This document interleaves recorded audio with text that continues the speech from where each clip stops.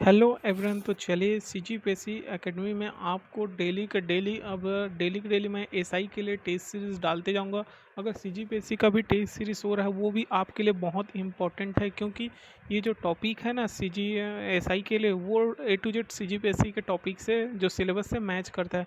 तो बिल्कुल आप जो मैं टेस्ट सीरीज़ का डालते जा रहा हूँ, आज इस वीडियो में हम जो है जो भारत का इतिहास और छत्तीसगढ़ के इतिहास का जो पार्ट है उस पार्ट को हम कवर अप करेंगे कि किस लेवल तक ये क्वेश्चन को दे रहा है।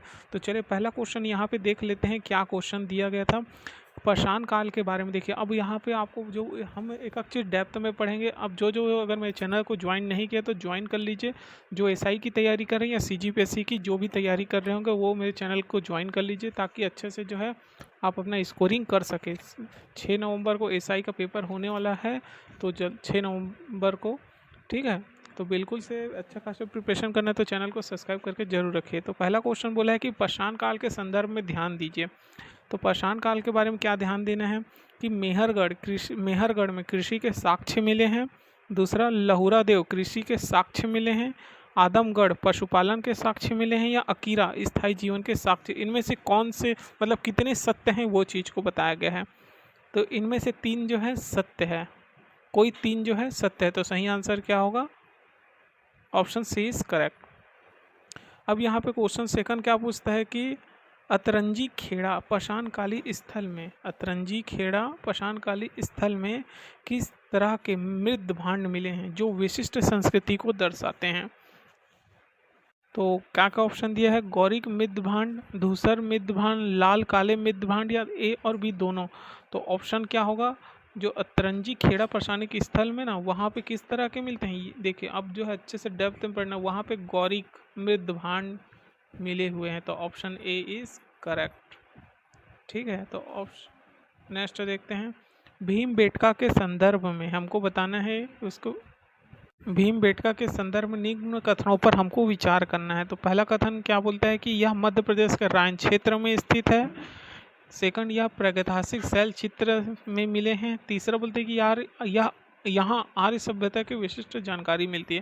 तो मैं भीमबेटका के बारे में बता दूं कि भीमबेटका जो है बिल्कुल मध्य प्रदेश के रायसेन क्षेत्र में स्थित है, और यह प्रागैतिहासिक शैल चित्र मिले हुए हैं, बट यहाँ आर्य सभ्यता की विशिष्ट जानकारी नहीं मिलती। तो ऑप्शन ए इज करेक्ट, जो फर्स्ट और सेकंड जो है करेक्ट है। फोर्थ देख लेते हैं, मोहनजोदड़ो के बारे में है कि मोहनजोदड़ो में स्थित जो दुर्ग के संदर्भ में बताना है कि जो दुर्ग किले जो होते थे उसके बारे में। ठीक है, कि यहाँ पूर्व व पश्चिम में दुर्ग किले जिले हैं।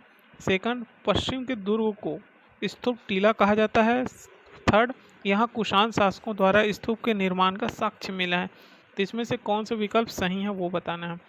तो देखो, यह पूर्व और पश्चिम में दुर्ग किले हैं, ये गलत है। पश्चिम के दुर्गों को स्तूप टीला कहा जाता था, बिल्कुल सत्य है। और यहाँ कुषाण शासकों द्वारा भी स्तूप का निर्माण कराया था, बिल्कुल सत्य है। तो सेकंड और थर्ड सही है। ठीक है, तो option B is correct, fourth का बी इज करेक्ट। नेक्स्ट देखते हैं, चौधड़ों के संदर्भ में सत्य विकल्प का पृथक कीजिए। अगर किसी को लगता है कि नहीं ये आंसर गलत हो सकता है, देखिए मैं जो भी आंसर बताता हूँ आंसर की के बेस पे बताता हूँ जो इन्होंने आंसर लिया हुआ। अगर आपको लगता है कि नहीं ये गलत है, अगर आप अच्छे से और जानकारी दे सकते हैं तो बिल्कुल कमेंट करके उसमें बता दीजिए, ताकि मैं उसको पिन कर दूंगा, ताकि सभी उस जानकारी को अच्छे से और जो है नोट करके रख सकें, जो हमारे फ्यूचर में काम आ सकते कि हम इसमें करेक्शन किए हुए हैं। ठीक है, तो चौधड़ों के संबंध में बताना है कि क्या सत्य है। तो पांचवा क्वेश्चन है। ठीक है, तो यहाँ वक्राकार ईंटें मिले हुए हैं जो हड़प्पा की मुख्य विशेषता रही है। नहीं, झूकर। सेकंड ऑप्शन क्या है? झूकर और झाकर संस्कृति के अवशेष मिले हैं। ओके। थर्ड, यहाँ मैके को मनके बनाने का कारखाना, बिल्कुल जो है चौधड़ों में मनके बनाने का कारखाना मिला हुआ है। झूकर और झाकर संस्कृति के भी अवशेष मिले हुए हैं, और वक्राकार ईंटें मिले जो हड़प्पा की मुख्य विशेषता बताते। तो ऑप्शन बी इज करेक्ट, पांचों का बी इज करेक्ट, तीनों सत्य है। छठवा क्या दिया है? हड़प्पा कालीन व्यापार के विषय में ध्यान देना है कि पहला क्या है? साइगोन शासक सुमरियन के अभिलेख से जानकारी मिलती है। सेकंड, हड़प्पा को मेलुहा नाम से अभिलेखित किया है। और थर्ड है, मेलुहा की पहचान गंगा दोआब की संस्कृति से की जाती है। इसमें कौन सा गलत है हमको वो बताना है। यहाँ पे अच्छे देखना है कि इसमें से कौन सा गलत है। तो छठवा का देखिए, कोई एक कथन इनमें से बताना है कि कितने कथन गलत हो सकते हैं। कोई एक कथन, दो कथन, तीन कथन, तो इसमें से एक कथन गलत है। Option A is correct. सातवां देखते हैं, मृद भांड के बारे में बताना है। क्या चीज़ है मृद भांड, वो देख लेते हैं। यह विभिन्न संस्कृतियों के मध्य विभेद का मुख्य स्रोत रहा है। आर्यों के लाल काले आर्यों के घूसर चित्रित मृद भांड के साक्ष्य मिले हैं। यहाँ विभिन्न काल में सामाजिक दशाओं के अध्ययन का स्रोत भी है रहा है। और तीसरा है कि यहाँ विभिन्न काल में सामाजिक दशाओं के अध्ययन का स्रोत भी है। तो असत्य कथन कौन सा है वो देख लेते हैं। तो असत्य कथन, यहाँ कोई भी असत्य नहीं है, सभी सत्य है। ठीक है, तो असत्य कथन कोई भी नहीं है। तो ऑप्शन डी इज करेक्ट। अब देखते हैं बौद्ध के बारे में कि बौद्ध संगतियों के संदर्भ में देखिए, हमको एक एक चीज़ जैसे बौद्ध है, जैन है, सबके बारे में एक एक चीज़ डेप्थ में पढ़ना है। ठीक है, बौद्ध संगतियों के बारे में क्या जानकारी दी है कि यह संघ के नियमों के निर्माण से संबंधित है। बुद्ध के दार्शनिक जो आधार को स्पष्ट करने से संबंधित है। यह बौद्ध धर्म में विभिन्न संप्रदायों के औपचारिकरण से संबंधित है। तो आठवां का डी, जो कि तीनों सत्य है कि संघ के नियमों का निर्माण करता है, दार्शनिक आधार को स्पष्ट करता है और विभिन्न संप्रदाय और औपचारिकरण से संबंधित। Option D is correct. अब देखते हैं सत्य कथन नौवां, क्या बोलते हैं नौवां, नालंदा वल्लभी विक्रमशिला बौद्ध धर्म के मुख्य विहारशिला के केंद्र के रूप में जाने जाते हैं।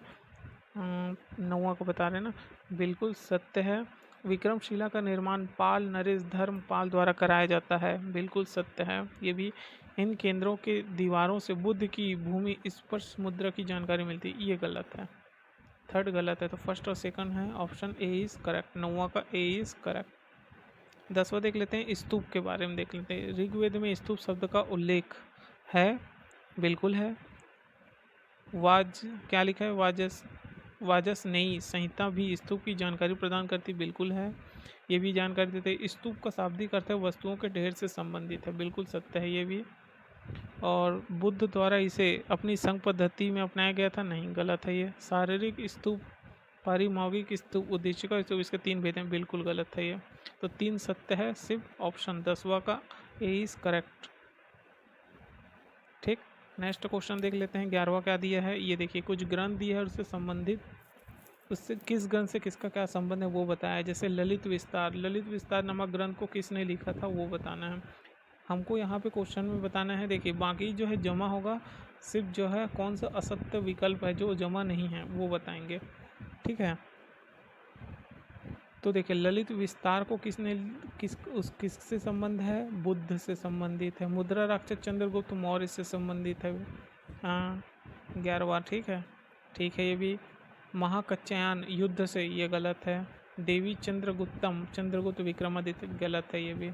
तो फर्स्ट और सेकंड बस सत्य है। तो 11 का आपको असत्य को बताना है। तो फर्स्ट और सेकंड तो सही है, तो फर्स्ट और सेकंड काट दीजिए जिसमें सेकंड है और फर्स्ट इसमें है। तो ऑप्शन सी इज करेक्ट। हमको असत्य को बताना है ना कि कौन सा असत्य है। मुद्रा राक्षस चंद्रगुप्त सत्य था, ललित भी बुद्ध से संबंधित है। तो थर्ड और फोर्थ बस गलत है। अब यहाँ पे वज्रयान संप्रदाय के विषय में देखिए, वज्रयान आपने बौद्ध धर्म पढ़ा होगा, वहाँ पे बताया गया है इसको कि वज्रयान यह मध्यकाल में बौद्धों की सबसे प्रभावशाली शाखा रही है। ठीक है, बिल्कुल सही। इसका विकास सर्वज्ञ द्वारा किया गया है, बिल्कुल सत्य ये भी।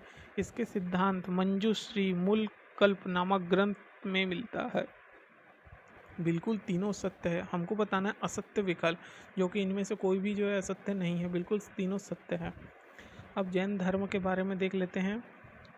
इसमें पुर्दुल व जीव की व्याख्या की गई है, जहाँ पुर्दुल चेतन व जीव जड़ व चेतन दोनों माना गया है। 13वां का, ठीक है, नहीं, ये गलत है। यह स्यादवाद के सिद्धांत को अपनाते हैं, जिसका मुख्य आधार अनेकांतवाद, बिल्कुल जैन धर्म में ये स्यादवाद के बताया है सिद्धांत को। इसके अनुसार ज्ञान केवल विशेष परिस्थिति में ही सत्य होता है, जिसके लिए नए शब्दों का प्रयोग किया गया, बिल्कुल सत्य है।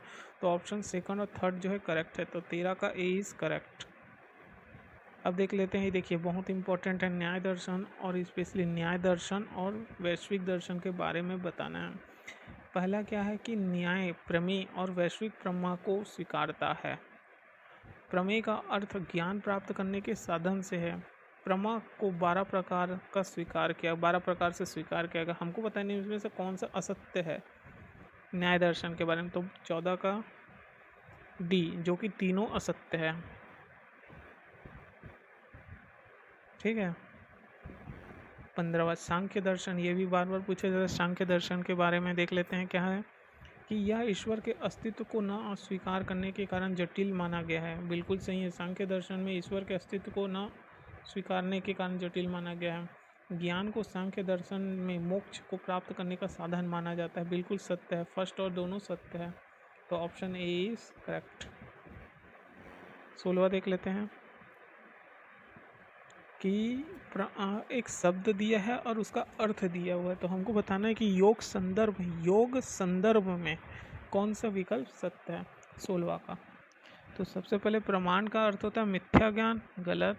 विकल्प कल्पना मात्र, विपर्य अज्ञात। तो हमको योग दर्शन में बताना है विकल्प मतलब कल्पना मात्र, तो सेकंड 16 का बी इज करेक्ट।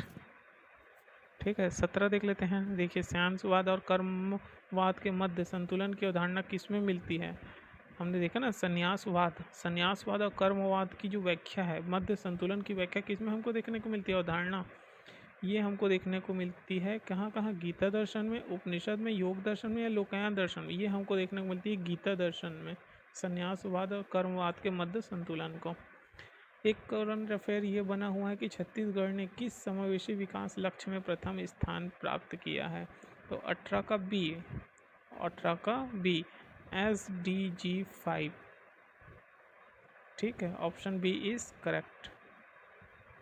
18 का बी क्या है, करेक्ट है। अब देख लेते हैं 19वां का। पुष्टि मार्ग के सिद्धांत में ध्यान दीजिए। पुष्टि मार्ग के सिद्धांत में क्या बताता है कि आत्मा को परमात्मा से मिलने में उसकी पुष्टि होती है, इसी कारण इसे पुष्टि मार्ग कहा गया है। जब ईश्वर स्वयं चाहते हैं तब जीव ब्रह्म का साक्षात्कार कर सकते हैं, यह धारणा स्वीकार करता है।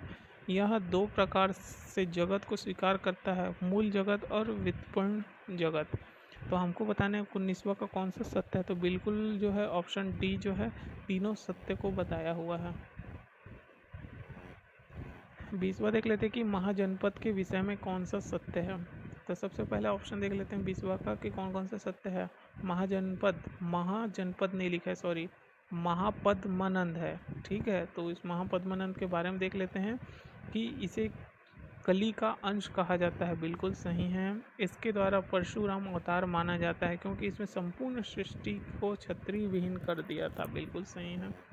यह नामित वंश अर्थात नाई वंश से संबंधित है, तो ऑप्शन डी इज करेक्ट। तीनों जो है सत्य को बता रहा है। 21वां क्वेश्चन बोलता है कि पारिवाजक शब्द का अर्थ प्राचीन भारतीय इतिहास में किसके लिए प्रयोग किया गया था।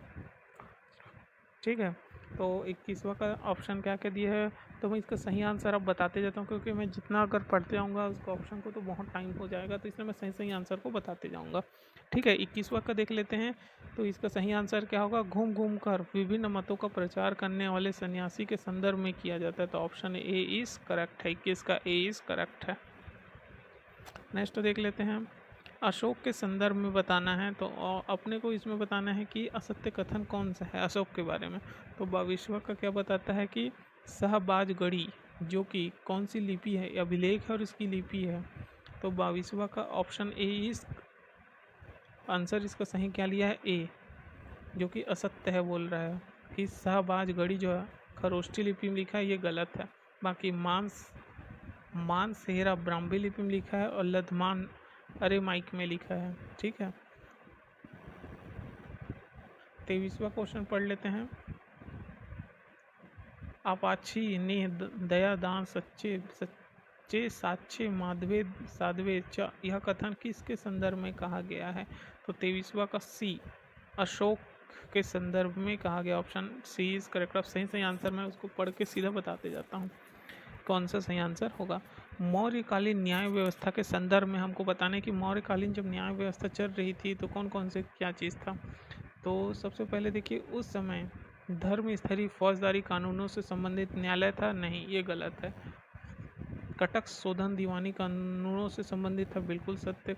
प्रदेष्टा फौजदारी न्यायालय का न्यायाधीश था, बिल्कुल सही। व्यवहारिक दीवानी न्यायालय का न्यायाधीश था। तो ऑप्शन, एक मिनट, यहाँ पे बोला मौर्यकालीन न्याय व्यवस्था के संदर्भ में हमको असत्य कथन को बताना है, ठीक है। तो धर्म स्थली फौजदारी कानूनों से संबंधित न्यायालय था, ये गलत है। कटक शोधन दीवानी मामले भी, ये भी गलत था। तो सिर्फ फर्स्ट और सेकंड बस गलत है, बाकी सभी सत्य हैं। लाभ का पद, ये वो बार बार पूछा जाता है, जो राष्ट्रपति प्रधानमंत्री सभी को जो वेतन मिलता है वो लाभ का, तो ऐसा बोलते हैं ना कि ये लाभ का पद नहीं है, संचित निधि से पैसा निकलता है, वही इसी के बारे में बताना है। ये 25वां का लाभ का पद के बारे में क्या बोलते हैं कि यह संविधान में उल्लेख है, बिल्कुल है। जनप्रतिनिधि अधिनियम 1951 में भी इसका उल्लेख है, बट लोकसभा नियम नहीं है। तो option A is correct. First और सेकंड बस सत्य है, कहाँ कहाँ उल्लेख मिलता है। अब देख लेते हैं 26वां कि पीएम श्री योजना किससे संबंधित है। तो पीएम श्री योजना जो है ये स्कूली शिक्षा से संबंधित है, ठीक है, जो स्कूल एजुकेशन है ना, उससे संबंधित है। 26 का ए इज करेक्ट। 27 का देख लेते हैं कि छत्तीसगढ़ सरकार के जो इलेक्ट्रिक व्हीकल, ये मैंने करंट अफेयर में भी बताया हुआ कि 2022 के संदर्भ में इसको बताना है। तो 27वां का देख लेते हैं क्या क्या है। सरकार ने निर्माण हब बनाने हेतु इसको लागू किया है, बिल्कुल सही है। सरकार 1 लाख इलेक्ट्रॉनिक वाहन खरीदने जा रही है और 2027 तक यह नीति लागू होगी, जो कि सभी सत्य है यहाँ पे। तो ऑप्शन डी इज करेक्ट। 28 का देख लेते हैं। देखिए, मैंने बताया भी था ये करंट अफेयर में कि मक्का आधारित एथेनॉल प्लांट कहाँ स्थापित करना है। तो मक्का आधारित एथेनॉल दंतेश्वरी मक्का संयंत्र प्रसंस्करण केंद्र कोंडागांव में बना रहे हैं। लोग कन्फ्यूजन होते हैं भोरनदेव और दंतेश्वरी में। तो मक्का पे आधारित है, चावल भी अलग होता है, ये मक्का पे आधारित एथेनॉल कहाँ बनाएंगे, दंतेश्वरी में। ऑप्शन बी इज करेक्ट, ठीक है, ऑप्शन बी क्या होगा, करेक्ट होगा। नेक्स्ट देख लेते हैं, बराबर पहाड़ी की गुफाओं के संदर्भ में बताना है कि बराबर की पहाड़ियों में कुल 4 गुफा स्थित है। बिल्कुल सही है। इनमें से 3 गुफाओं में अशोक के लेख उत्कीर्ण है, बिल्कुल सही है। चौथा गुफा को लोमस ऋषि गुफा के नाम से जाना जाता है, बिल्कुल सत्य है। चौथी गुफा में मौर्य वंश के शासक रवि वर्मन का लेख मिलता है, इसे वैष्णव गुफा के नाम से भी जाना जाता है। तो असत्य कथन को हमको बताना है कि कौन सा असत्य है। तो इनमें से कोई भी असत्य नहीं है, ठीक है। तो हम यहाँ पे 30वां का क्वेश्चन में देख ले। तो 30वां में कुषाण काल में जो मूर्ति निर्माण की जो स्वतंत्र शैली का विकास हुआ है, जिसे गंधार और मथुरा के नाम से जाना जाता है, बिल्कुल सत्य है ये। और गंधार शैली यूनानी और भारतीय संस्कृति का मिश्रण है, और मथुरा शैली सदैव हरित और शिष्य नहीं, गलत है। तो ऑप्शन डी इज करेक्ट, जो फर्स्ट और सेकंड जो है करेक्ट है। 30 का डी क्या होगा, करेक्ट होगा। ऑप्शन 31वां देख लेते हैं, क्वेश्चन नंबर 31वां, जो शुंग वंश के बारे में हमको बताना है कि कौन से सही है। तो शुंग वंश के बारे में क्या होगा कि तीनों सत्य है, कि मौर्यों के अंत के बाद में इसका राज्य स्थापित हुआ था। पतंजलि पुष्यमित्र शुंग के मुख्य पुरोहित थे, और शुंग वंश का 9वां शासक भागभद्र था। तो जो कि फर्स्ट और सेकंड थर्ड बिल्कुल करेक्ट है 31वां का। अब यहाँ पे देखते हैं कि भारतीय इतिहास में जो काव्य शैली के नाम से प्रचलित भाषा कौन सी है। भारतीय इतिहास के बारे में बताना है 32वां का। तो देखो, भारतीय इतिहास में काव्य शैली जो कि संस्कृत में हुआ करती थी। तो option B is correct. Next question देख लेते हैं 35वां का, निम्न में से सुमेलित युग्म में से कौन सा सही है, ठीक है। 33वां का क्या होगा सही आंसर, शुंग, महोबा, सातवाहन, बनवासी, कदम, पैठन, चंदेल, पाटलिपुत्र, इनमें से कितने युग में सत्य है। तो 33 का डी, जो कि इनमें से कोई 3 सत्य है बोल रहा है। अब आता है 34वां क्वेश्चन, क्या बोल रहा है कि अरिका मेरू का संबंध माना जाता है। अरिका मेरू क्या है। तो अरिका मेरू का मतलब होता है, यह एक प्रकार का वाणिज्य और व्यापार से संबंधित है, बंदरगाह के रूप में भी जाना जाता है, और कुषाण वंश के व्यापारिक केंद्र भी हुआ करते थे, ठीक है। अरिका मेडू, तो तीनों सत्य है। तो option D is correct. Next question देख लेते हैं 35वां का, कि प्राचीन भारत काल में सिंचाई कर को विदक भागम या उदक भाग कहा जाता था, जो कि बिल्कुल सत्य है। मौर्य काल में इसे हिरण्य नाम से जाना जाता है, जो कि गलत है। तो ऑप्शन ए इज करेक्ट। 35वां का क्या होगा? ए करेक्ट होगा। 36वां क्वेश्चन देख लेते हैं कि भारत प्राचीन इतिहास में कौरय शब्द का प्रयोग किसके लिए किया जाता है? कौरय शब्द का प्रयोग क्या होता है? कौरय। 36वां का ऑप्शन क्या होगा? बी। ये एक रेशम के लिए किया जाता था कौरय शब्द का प्रयोग। तो option B is correct. Charvaka दर्शन बार बार पूछा जाता है। चारवाक दर्शन का अन्य नाम हम किस किस नाम से जानते हैं? चारवाक दर्शन को। तो 37 हम किस नाम से जानते हैं इसको? नास्तिक शिरोमणि जानते थे, लोकयात जानते थे, जड़वादी जानते थे। तीनों सत्य है। ठीक है, तो ऑप्शन डी इज करेक्ट। और देख लेते हैं नेक्स्ट, द्रविड़ मंदिर निर्माण शैली के विषय में ध्यान देना है। द्रविड़ निर्माण की 38वां का। तो इसे विशाल गोपुरम की संरचना मिलती है। मीनाक्षी मंदिर केरल में स्थित है। इसका जो विकास हुआ कृष्णा नदी से संपूर्ण दक्षिण भारत में मिलता है। तो हमको सत्य बताना है 38 का सी, जो कि 1 और 3rd बच जो है सत्य है, जो कि मीनाक्षी मंदिर केरल में नहीं है। तो ऑप्शन सी इज करेक्ट। अब यहाँ पे शास्त्रीय नृत्य सचित्रा के बारे में देख लेते हैं यहाँ पे कि कौन सा कथन सत्य है। तो चलिए नेक्स्ट क्वेश्चन देख लेते हैं। द्रविड़ शैली निर्माण शैली के विषय में ध्यान देना है 38वां का। तो 38वां का क्या क्या सही होगा? ये इसमें विशाल गोपुरम की संरचना मिलती है द्रविड़ मंदिर में, बिल्कुल सही है। मीनाक्षी मंदिर केरल में स्थित, ये गलत है। इसका निर्माण विशाल कृष्णा नदी संपूर्ण भारत में मिलता है। तो मैंने जैसे बताया था कि इसका ऑप्शन सी इज करेक्ट होगा, 1st और 3rd। अब देखते हैं 39वां का कि शास्त्रीय नृत्य सत्रिया के विषय में बताना है कि भक्ति काल में काम रूप को स्पष्ट करता है। इसका उल्लेख अंकिया नाट्य में मिलता है। शंकरदेव द्वारा इसका स्पष्ट उल्लेख किया गया है। उत्तरी पूर्वी क्षेत्र में पूर्णतः प्रभाव रहा है। सत्य कथन क्या होगा? 39 का ए, जो कि 1st 2nd 3rd जो है सत्य है। Option A is correct. ठीक है, नेक्स्ट देख लेते हैं। चंद्रगुप्त के नवरत्न के बारे में बताना है कि कौन कौन सा सत्य है। इसमें से हमको बताना है कि इसमें से कौन सा सत्य था और सत्य युग में कौन सा है। जैसे कि 40वां का देख लेते हैं। देखिए, सबसे पहले तो बताएं कि छपना क्या होता है? एक रत्न फलित ज्योतिषी होता है। अमर सिंह मतलब शब्दकोश। धन्वंतरी कोशिका चिकित्सा है। चिकित्सा अभी धन्वंतरी मेडिकल सब जगह जगह धन्वंतरी मेडिकल स्टोर खुल रहे हैं। कालिदास जो कि सर्वश्रेष्ठ कवि है। जो कि असत्य कौन सा है? इनमें से कोई भी असत्य नहीं है, सभी सत्य है। तो ऑप्शन डी इज करेक्ट। 41 का देख लेते हैं। सत्य युग में 41 का ए, ऑप्शन ए और 3rd जो है सत्य है। भिलाषा मध्य प्रदेश में और गिरनार गुजरात में है। और ऑप्शन ए इज करेक्ट। 42 का देख लेते हैं। तो 42 का ए, इनमें से ऑप्शन ए लिया गया है। ठीक है। 43वां का देख लेते हैं। साम्राज्य और उसकी राजधानी के बारे में। तो ऑप्शन 43 का सी, सभी 4 जो है सत्य है। ठीक है। प्रतिहार कन्नौज की राजधानी थी। चोल साम्राज्य तंजौर राजधानी थी। परमार जो है धारा इसकी राजधानी थी। सोलंकी अनिलवाड़। ठीक है। ये देखिए 44वां क्वेश्चन।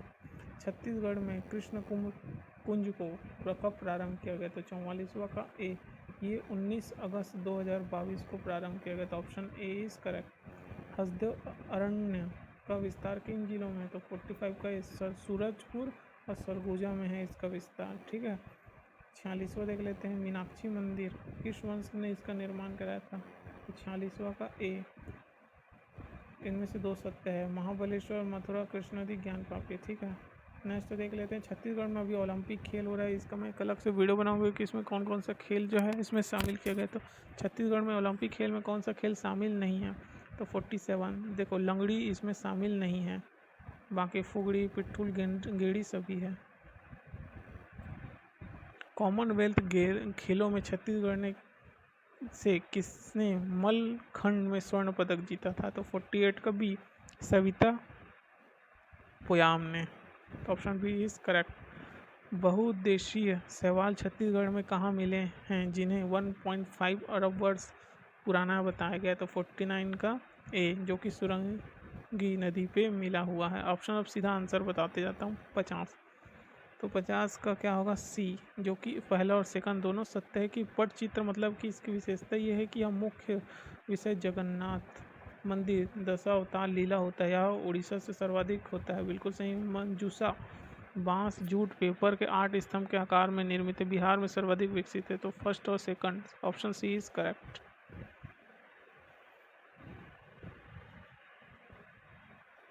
इक्यावन का देख लेते हैं कि वर्तमान छत्तीसगढ़ प्रदेश ईसा पूर्व छठवीं। अब देखते हैं छत्तीसगढ़ का क्वेश्चन कैसे इतना अच्छा दिया हुआ है, आप पूरा अच्छे से बनाएंगे।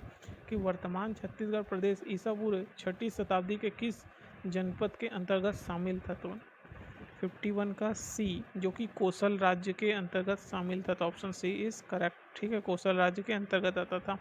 निम्नलिखित स्थलों पर विचार करना है कि मौर्यकालीन सिक्के कहाँ कहाँ से प्राप्त हुए हैं। तो मौर्यकालीन सिक्के जो हैं सारंगल, अकलतरा, ठठारी, तारापुर, ये सभी जगहों से प्राप्त हैं। तो ऑप्शन डी इज करेक्ट। अब हमको बताना है निम्नलिखित साक्ष्यों पर विचार करना है जो मौर्य काल से संबंधित रहा है। तो 53 का देख लेते हैं। ठीक है, तो देखिए जोगीमारा की गुफा, जोगीमारा जो सीता विग्रह की गुफाएं हैं, ठीक है, ये भी मौर्य काल से संबंधित है। रामगढ़ में प्राप्त हुए हैं, नाट्यशाला है। रामगढ़ पहाड़ में पाली भाषा में अभिलेख मिले हैं, लेकिन किरकारी और ये मौर्य काल से संबंधित नहीं है। तो ऑप्शन बी इज करेक्ट। अब देखते हैं शक्ति के निकट गुंजी में प्राप्त अभिलेख की भाषा कौन सी भाषा थी। तो 54 का सी, जो कि एक प्राकृतिक भाषा हुआ करती थी। ठीक है, प्राकृतिक भाषा है, नॉट पाली। अब किरकारी ग्राम सातवाहन काल के बारे में देख लेते हैं कि किरकारी जो कास्ट सिस्टम से जुड़े तथ्यों पर विचार करना है। तो 55 का क्या होगा सही आंसर। तो भाई यह 1921 में एक तालाब से प्राप्त हुआ है और इस स्तंभ के लिए कर्मचारियों और अधिकारियों के नाम उल्लिखित है। बस इस शिलालेख में राजकुमार वर्दत्त का उल्लेख गलत है। राजकुमार वर्दत्त का नहीं है इसमें उल्लेख। तो ऑप्शन फर्स्ट और सेकंड जो है सत्य है, वर्दत्त का नहीं है, राजा अपिलक का इसमें उल्लेख है।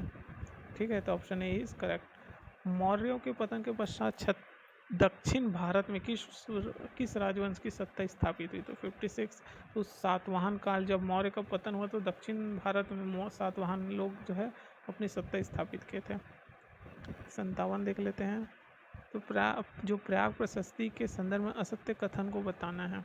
57 का सी, समुद्रगुप्त ने देखो जब आप पढ़ोगे ना गुप्त वंशों के बारे में तो वहाँ पे असत्य को बताना है। देखो गुप्त वंशों की जानकारी जो है हरिश्चंद्र के प्रयाग प्रशस्ति से मिलती है और इसमें वर्णित शासक महेंद्र कौशल का शासक था, बिल्कुल सत्य है। समुद्रगुप्त ने दक्षिण पथ अभियान के दौरान जो महेंद्र सिंह को परास्त किया, जो कि यहाँ पे उत्तर पक्ष लिखा हुआ है। तो ऑप्शन सी जो है असत्य को बता रहा है।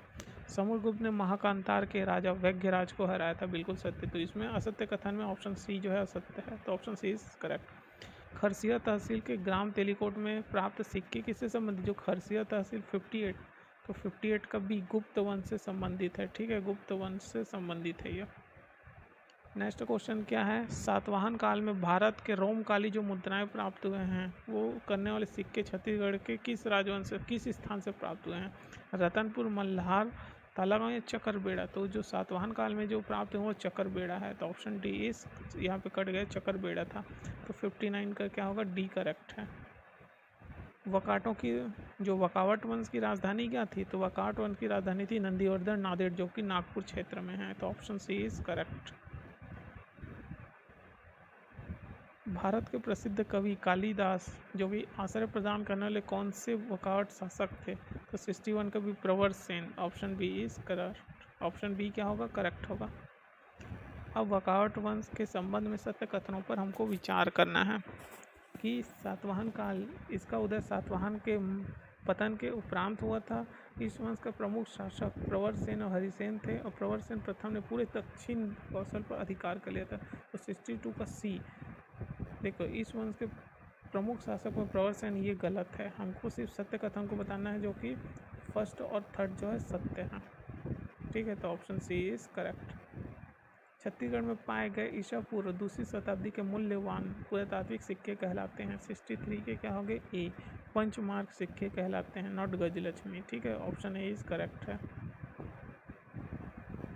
नेक्स्ट देख लेते हैं, जो छत्तीसगढ़ के ऋषभ तीर्थ की जानकारी जो है कौन से साहित्यिक स्रोत से मिलती है। तो 64 का क्या होगा, सी, जो कि महाभारत का वन पर्व से मिलती है ऋषभ देव की जानकारी का साहित्यिक सोर्स। ऑप्शन 64 का सी करेक्ट है।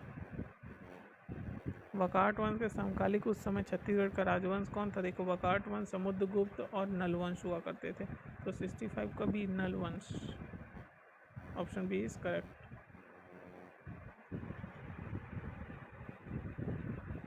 66 का देख लेते हैं क्या क्या दिया है कि हिंद संघ के विवरण में बताएं, तो 66 का सही आंसर होगा डी, मौर्य वंश के शासक दशरथ ने यहाँ बौद्ध मठों का निर्माण किया, जो कि ये असत्य है। बाकी सिरपुर में बौद्ध धर्म के केंद्र विख्यात भी है, बौद्ध धर्म दक्षिण कौशल भी आए थे, नागार्जुन कौशल की राजधानी के निकट निवास करते थे, ठीक है, असत्य में डी जो है असत्य है। पिटाईवाल दुर्ग से प्राप्त सिक्के जो गुप्त वंशी शासकों का नाम उल्लेखित है, उसमें क्या है? 67 का ए, महेंद्रदित्य और विक्रमादित्य का इसमें नाम उल्लेखित है, ठीक है, तो option A is correct. Ramayana काली जो स्थल कहाँ सुमेलित नहीं है, तो 68 का क्या होगा? सी, कौन सा सुमेलित नहीं है वो बताना है। तो देखिए सीता लेखनी पहाड़ी तो सरगुजा में है, सॉरी सरगुजा में नहीं, सूरजपुर में है, तो वन जिसमें काटते जाओ, सुमेलित नहीं है।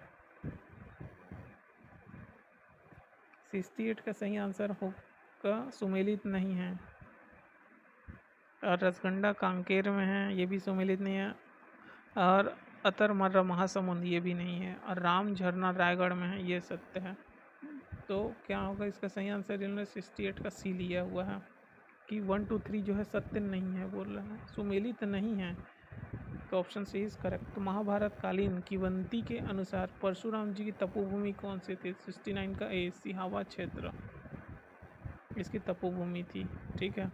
असत्य कथन को बताना है 70 का कि राम वन मार्ग पर्यटन पथ के अंतर्गत चिन्हांकित स्थलों की संख्या 75 है। वनवास के दौरान श्री राम को छत्तीसगढ़ प्रवेश कोरिया जिले में हुआ। असत्य कथन कौन से? तो 70 का बी जो है असत्य होगा बोल रहा है, ठीक है, तो ऑप्शन बी जो है इसका असत्य है बोल रहा है, तो ऑप्शन यही आंसर लिया। राम वन मार्ग परिपथ के संबंध सुमेलित नहीं है। 71 का देख लेते हैं, 71 का सी जो कि सुमेलित नहीं है। 235 क्यों? क्योंकि लोमस ऋषि आश्रम जो है राजिम में है और सप्त ऋषि आश्रम सिहावा में है, इसलिए गलत है। और वाल्मीकि आश्रम तुतुरिया बलौदा बाजार में है, ठीक है, तो ऑप्शन सी इज क्या होगा? करेक्ट।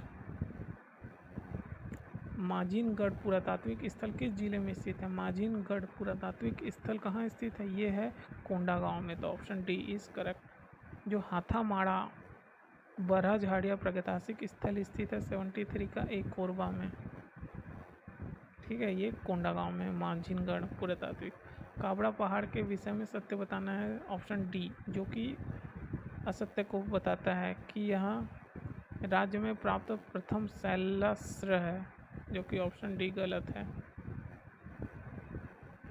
71 छत्तीसगढ़ के महाभारत कालीन श्रुति साक्ष्यों में शामिल नहीं है, कौन सा? 75 का कौन सा शामिल नहीं है? कि ऑप्शन सी जो कि शामिल नहीं। फुलवासन की कहानी सीता लक्ष्मण संवाद से संबंधित है, जो कि गलत है। करी भदर चिरचारी सोरर प्रसिद्ध क्यों है?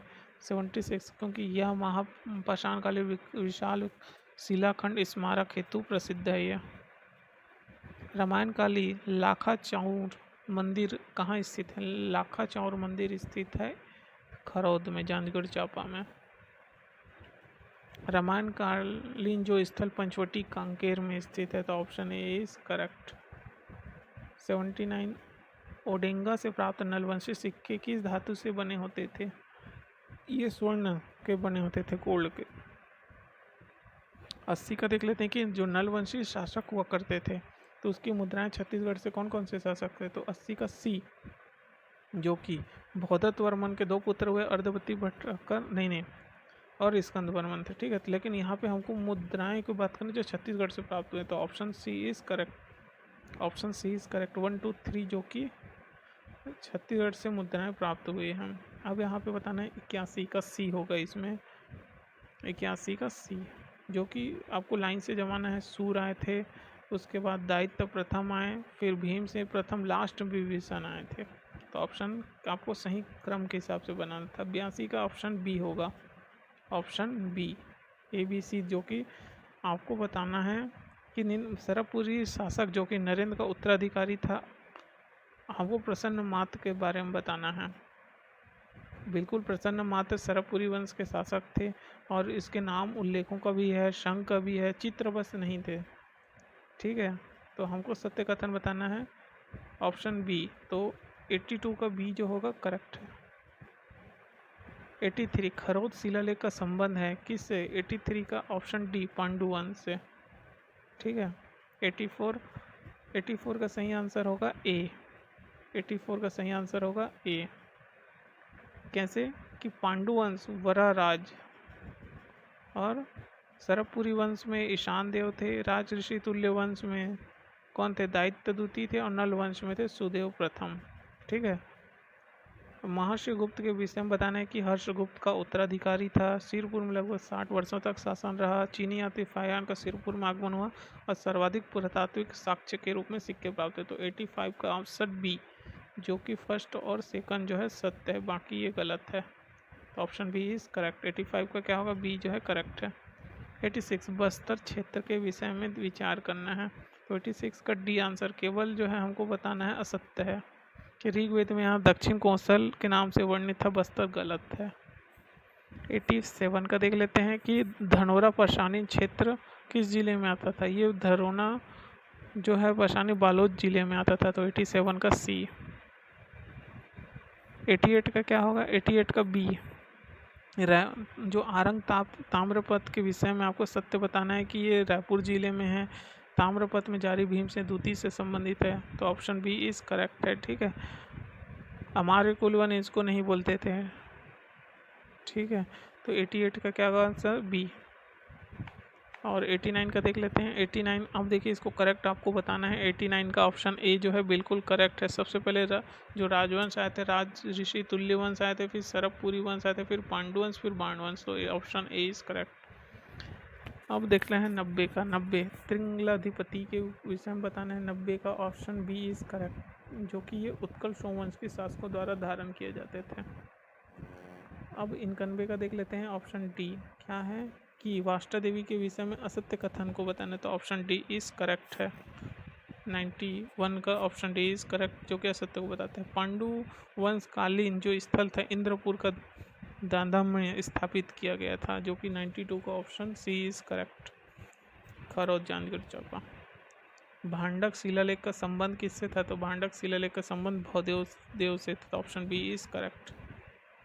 94 देख लेते हैं। कौशलाधिपति की उपाधि कौन धारण करते थे? इसको पांडु वंश के लोग धारण किए थे तीवर देव द्वारा।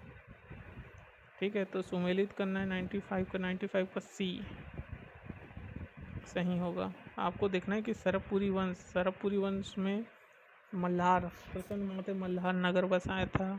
उसके बाद पांडु वंश में कौन था? सिरपुर है। राज ऋषि तुल्य वंश जो कि आरंग से संबंधित है और बाणवंश पाली से विक्रमादित्य का। तो option C is correct. Chhattisgarh में पाषाणकालीन औजारों से संबंधित स्थल 96 का आंसर सी करेक्ट होगा। उत्तर पाषाणकाल काबरा पहाड़। 97 का होगा डी, क्योंकि सरबपुरी वंश जो कि कौवा ताल से संबंधित है और नल वंश का संबंध राजिम से था, सातवाहन का संबंध गुंजी से था, पर्वत द्वारा 13 सिंघा से था। 98 भानुगुप्त के एरन अभिलेख में किस राजवंश की जानकारी मिलती है? सरबपुरी वंश की जानकारी मिलती है। 99 को हमको जमाना है कि कौवाताल और महासमुंद अभिलेखों से के संबंध में जानकारी मिली है। 99 का सी सुदेव राजदूती की हमको जानकारी मिली हुई है। अब लास्ट क्वेश्चन इंपॉर्टेंट था कि पांडुवंश शासकों का कार्यकाल को जमाना था। तो ऑप्शन बी इज करेक्ट। सबसे पहले तीवर देव आए, फिर चंद्रगुप्त आए, फिर हर्षगुप्त और उसके बाद महर्षि गुप्त। आई होप वीडियो अच्छा लगा तो चैनल को सब्सक्राइब कीजिए और इसी तरह मैं ऐसा एक और क्वेश्चन पेपर भी सॉल्व करके आपके पास सेंड करूँगा। तो चैनल को सब्सक्राइब कीजिए और इसका PDF आपको ग्रुप में मिल जाएगा।